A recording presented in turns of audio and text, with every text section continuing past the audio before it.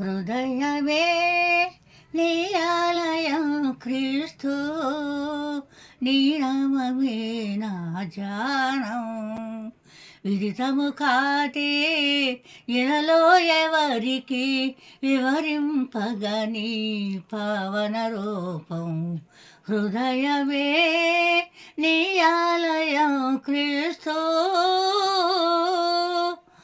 మనిషి మనిషిగా బ్రతకాలని, మనసును మంచిగా పెంచాలని.